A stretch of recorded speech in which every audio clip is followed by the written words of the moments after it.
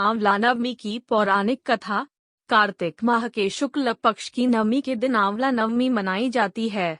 इसे अक्षय नवमी भी कहा जाता है क्योंकि इस दिन किया गया कोई भी शुभ कार्य अक्षय फल देने वाला होता है, अर्थात उसके शुभ फल में कभी कमी नहीं आती। हमारे आयुर्वेद में आंवला को आयु और आरोग्य वर्धक कहा गया है। इस दिन आंवला के वृक्ष की पूजा करके उसके नीचे बैठकर भोजन करने का बड़ा महत्व है। माना गया है कि इससे वर्षायु आरोग्य बना रहता है। इस दिन आंवला के फल का सेवन किया जाता है। आइए जानते हैं आंवला नवमी से जुड़ी बातें, इसका महत्व और इस दिन किए जाने वाले उपायों के बारे में। आंवला नवमी का महत्व। आंवला नवमी का महत्व इसी बात से समझा जा सकता है क्योंकि इसी दिन द्वापर युग का प्रारंभ हुआ था, जिसमें स्वयं भगवान श्री कृष्ण ने जन्म लिया था। आंवला नवमी के दिन ही भगवान श्री कृष्ण ने वृंदावन गोकुल की गलियां छोड़कर मथुरा प्रस्थान किया था। संतान और पारिवारिक सुखों की प्राप्ति के लिए रखा जाता है व्रत। इस दिन उन्होंने अपनी बाल लीलाओं का त्याग करके कर्तव्य के पथ पर पहला कदम रखा था। इसी दिन से वृंदावन की परिक्रमा भी प्रारंभ होती है। आंवला नवमी का व्रत संतान और पारिवारिक सुखों की प्राप्ति के लिए किया जाता है।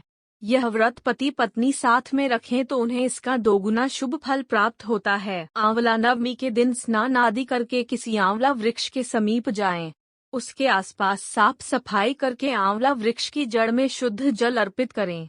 फिर उसकी जड़ में कच्चा दूध डालें।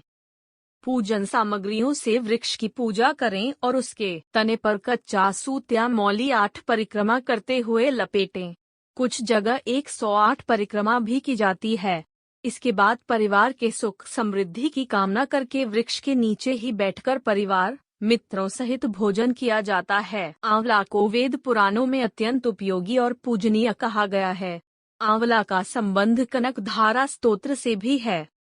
आंवला नवमी और शंकराचार्य की कथा।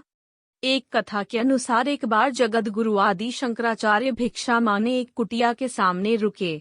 वहां एक बूढ़ी औरत रहती थी जो अत्यंत गरीबी और दयनीय स्थिति में थी। शंकराचार्य की आवाज सुनकर वह बूढ़ी औरत बाहर आई। उसके हाथ में एक सूखा आंवला था। वह बोली, महात्मन, मेरे पास इस सूखे आंवले के सिवाय कुछ नहीं है जो आपको भिक्षा में दे सकूं। शंकराचार्य को उसकी स्थिति पर दया आ गई और उन्होंने उसी समय उसकी मदद करने का प्रण लिया। उन्होंने अपनी आंखें बंद की और मंत्र रूपी 22 श्लोक बोले।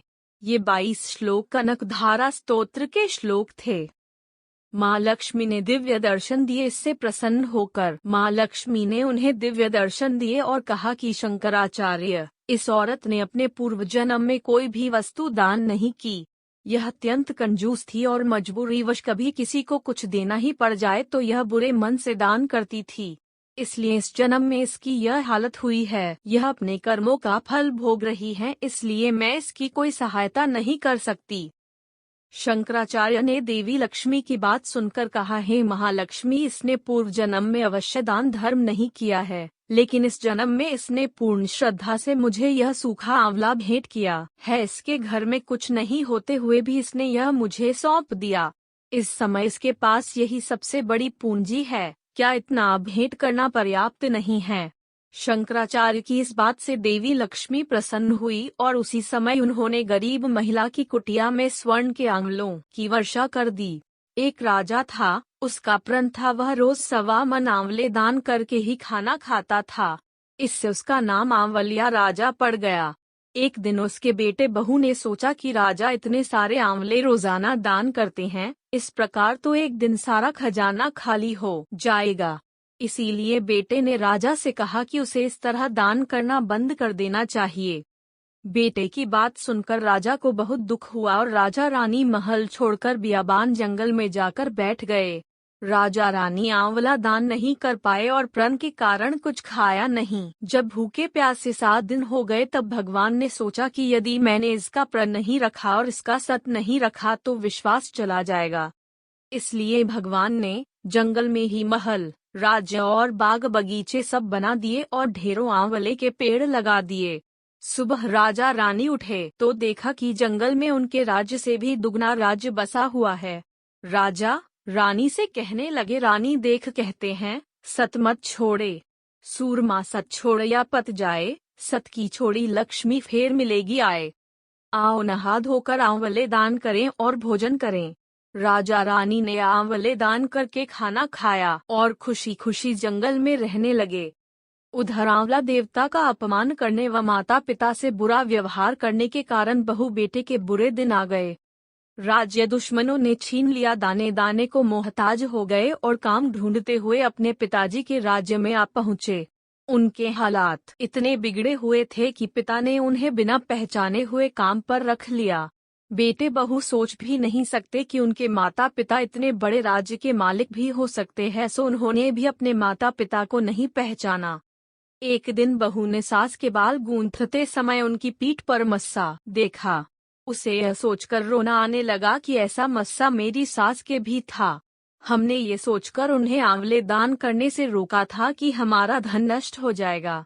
आज वे लोग न जाने कहाँ होंगे।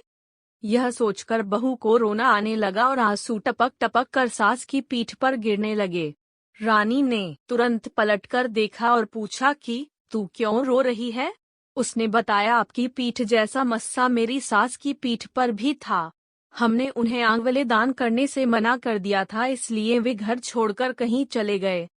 तब रानी ने उन्हें पहचान लिया, सारा हाल पूछा और अपना हाल बताया। अपने बेटे बहू को समझाया कि दान करने से धन कम नहीं होता बल्कि बढ़ता है। बेटे बहू भी अब सुख से राजा रानी के साथ रहने लगे। हे भगवान, जैसा राजा रानी का सत रखा वैसा सबका सत रखना। कहते सुनते सारे परिवार का सुख रखना।